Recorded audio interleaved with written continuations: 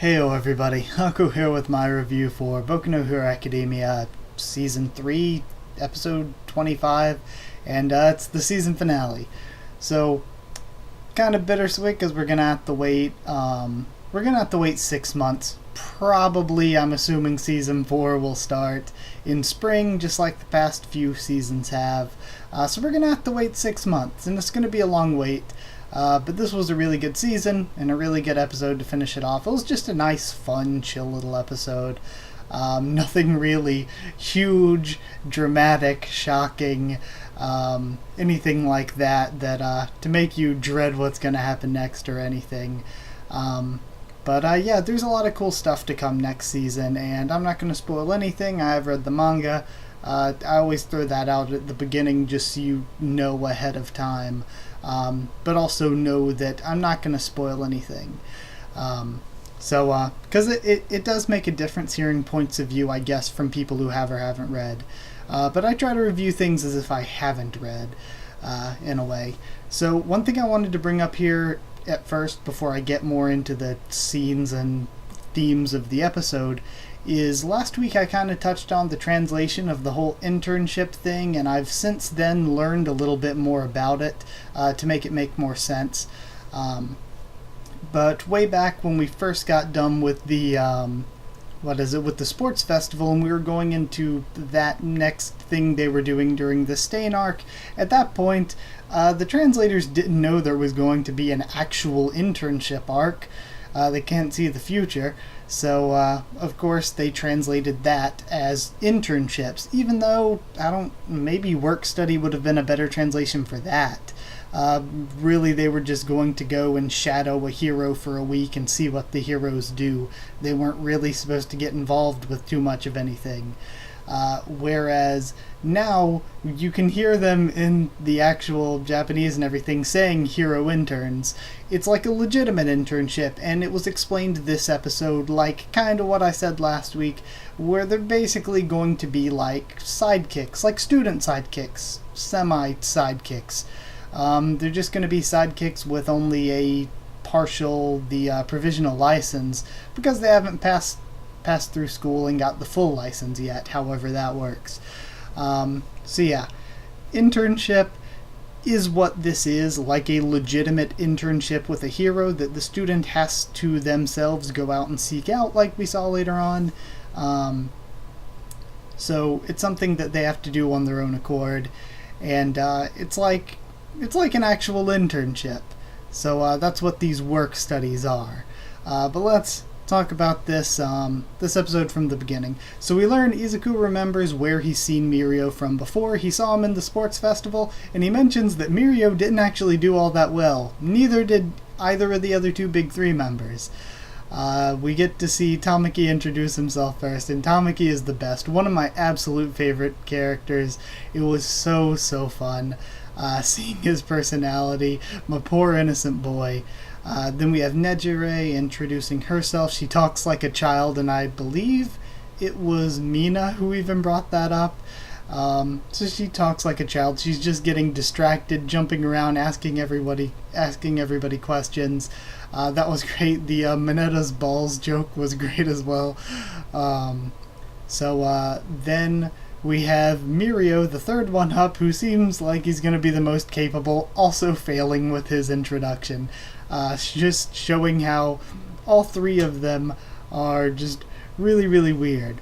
But what's really good about the three of them, I think, that I always took for granted until, I guess, seeing them animated and being reintroduced to them here, easily they could have had at least one of them be one of those characters, like, one of those characters that are sort of arrogant or think that they're better than these first years or whatever, think that they're super strong.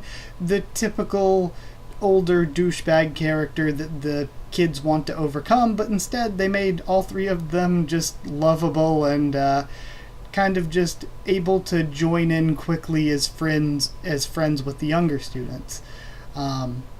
But Mirio says he wants to fight them all to show them experience, because experiencing the experience is the best way to gain experience.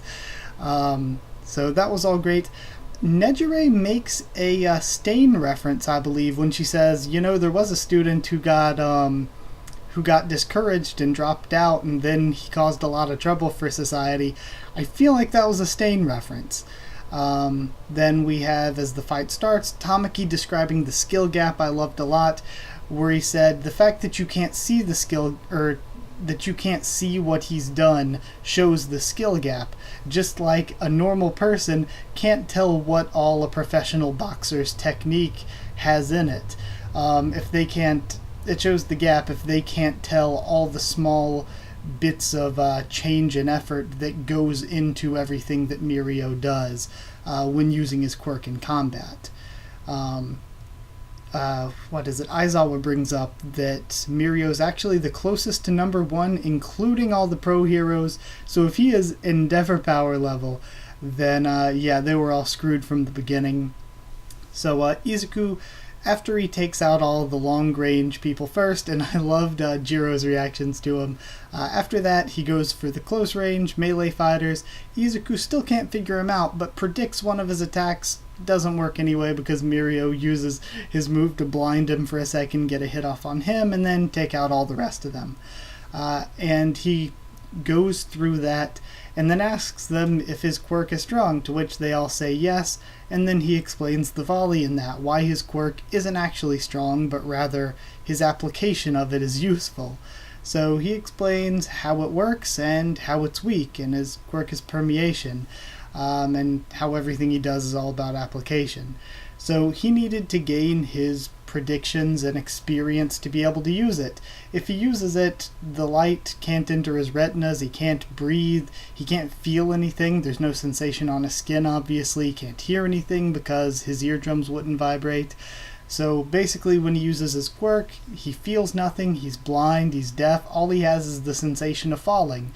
And so that explains why his clothes just fall off through him, and he, if he activates it on his feet at least, just falls through the ground.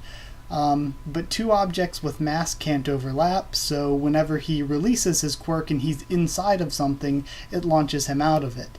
So if he's in the ground, he has to sort of angle his body to fly out at the place and the angle that he wants to fly out. So again, it's a bunch of very finite movements and abilities that you have to learn to even be able to use this at all, let alone use it at a high level. Showing that it's not busted at all, it's just a very difficult quirk even. Imagine using your ability, you can't hear or see anything or anything like that. And an example he brings up for how even the simplest things take multiple steps is in order to go through a wall, he would have to activate his quirk on everything except for his back foot, step through, activate it in the front foot, then or deactivate it in the front foot, then activate it in the back foot, before bringing the rest of himself through and then deactivating it all throughout his body. So pretty much it is completely difficult to use, but he somehow found a way through experience, trial and error, to be able to use it at that high a level to be the closest to number 1. After that, he talks about the internship, how they're basically treated as sidekicks, and how sometimes sidekicks see people die, how it's scary, how it's painful, but how all of that is what's needed to mold them into better heroes. They need to turn that experience into power.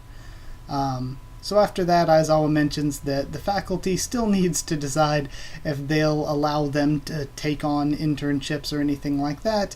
Izuku, back in his room, calls to ask Gran Torino about it, but he says that he's busy right now, so he says just use All Might's experience, and points him specifically towards All Might's former sidekick. Anything after that? Then we see our first looks at Bubble Girl and Night Eye, and we learn from them, the two heroes that we saw, again just using names, but we learn from the two heroes that we saw that they are watching the leader overhaul of the group, the Shie Hasaikai, and I like that they just used that name for it, but I'll get to that in a second. And that he's gone to meet the League of Villains, and we see that twice has brought Overhaul to talk to Shigaraki. the last thing we see for the episode is Izuku talking about the growth of the future hero and villain that have been sort of entrusted the future by All Might and by All for One. But I like that they called it the Shie Hasaikai. It's going to take a while to get used to saying. But that's kind of literally what the name of the group is. But for the fandom at least, I'm so used to most people saying 8 Precepts of Death, which was my preferred translation over Eightfold Cleansers, which I saw a ton of people call them as well.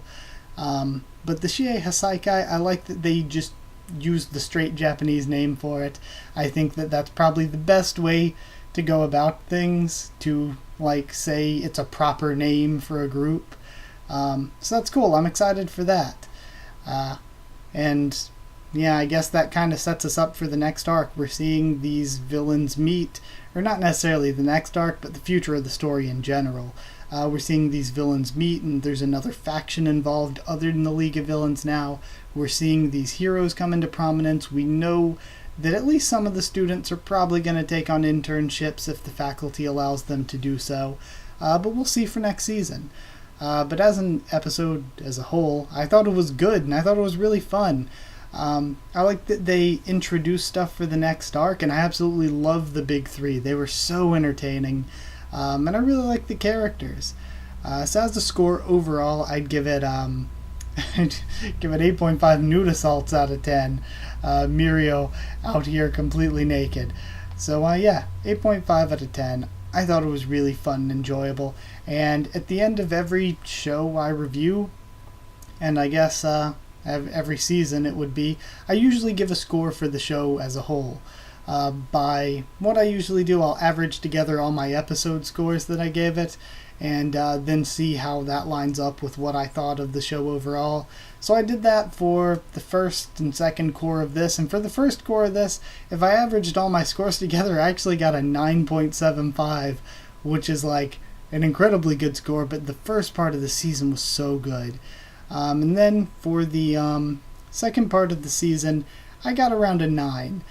And both of those make sense to me because the first half of the season was amazing. We got 2 of my favorite arcs, with the rescuing Bakugo arc with All Might versus All for One, and also the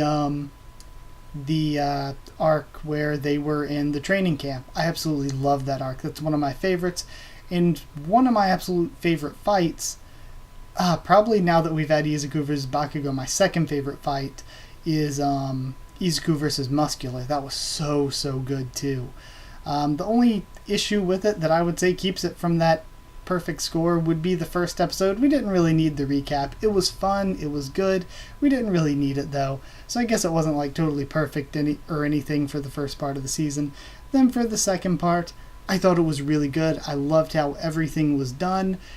But we did have a filler episode, and though that filler episode was good, it was still a filler episode that maybe we could have just taken some more time for not to bust through the canon material that quickly. And even then, I really didn't mind the filler episode, and it still gets a 9 out of 10 as a half a season, because it really did good work at developing the characters that it had in it. And then for the season as a whole, going between those two things and averaging all the scores together overall, I'm going to give it 9.5. Because like I said, it wasn't totally a perfect season. The second half had some moments, or at least they were good, but they weren't as good as the first half. But just overall as a season, this is such a fun show. It's such a good show. And it's not that often that an anime or any show is just so consistently enjoyable for me. And to have things in the future where I'm incredibly hyped for Season 4. I'm hyped for Season 5 already, knowing some of the things we'll get in Season 5. So it looks like it's going to be great for some time to come. And really the setup for it, of us having, 6 months of the show and then 6 months off, it really makes me wish that a lot of shows did that back when I was getting into anime with some of the older shonen and stuff. If they did that for Naruto, imagine how much better the show would have been, or Bleach. Imagine how much better it would have been. Same goes even for One Piece now, because One Piece is It's one of my favorite manga ever, and yet sometimes the anime doesn't quite live up to it. And I think maybe if they took 6 months off and then 6 months on, the quality would be so much better because it lets them focus on pacing, on quality. So I think just the general system and the way they've been doing things, it helps it so they aren't catching up to the manga super quickly. There's a good balance there. Really, depending on how many chapters per episode they adapt, they're not really catching up to the manga at all in terms of Boku no Hero Academia, because we get about the same amount animated per year as are released per year, so we're not really getting any closer to catching up if we only animate like 2 chapters an episode for the most part. So yeah, it's just a really good system, a really fun show, and I really appreciate how Studio Bones has done with it. So I'm excited for Season 4, and I hope you all are as well, and I hope you enjoyed this season as much as I did. So if you did like the video, comment down there. Tell me what you thought of this episode, what you thought of this season of the show, and what you thought of my thoughts on it. Subscribe for more Boku no Hero Academia, both anime and manga. If you're an anime-only watcher, don't worry. I try to be as spoiler-free as possible when it comes to my thumbnails and titles for the manga videos. I'm planning to do a favorite character video at some point. I've been planning it for a while, but I've never gotten the time to finish it. Yeah. Also, you can follow on Twitter if you want. I can try to keep you updated there and stuff for the channel, or I can talk to you there if you want to.